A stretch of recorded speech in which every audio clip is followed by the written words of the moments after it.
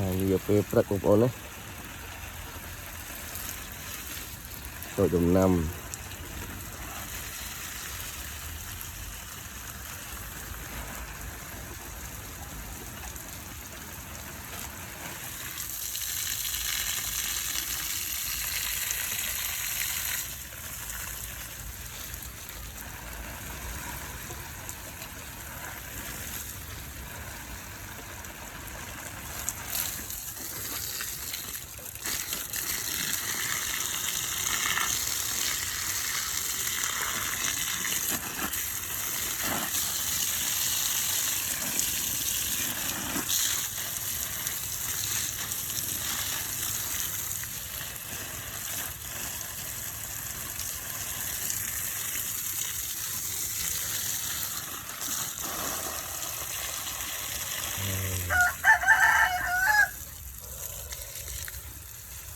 lắm là đội đồng năm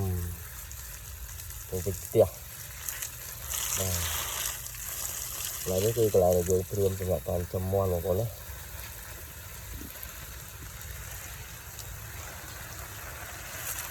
chỉ vứt sắp xe chỉ vứt bát không chiết các con anh của con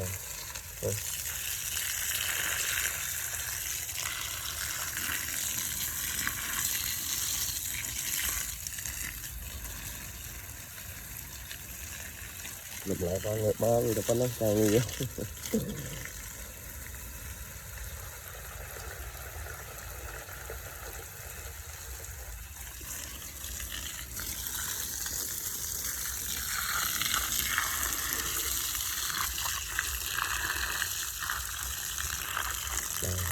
một con lại đang mơ video nữa thì follow page nhẹ một xong tôi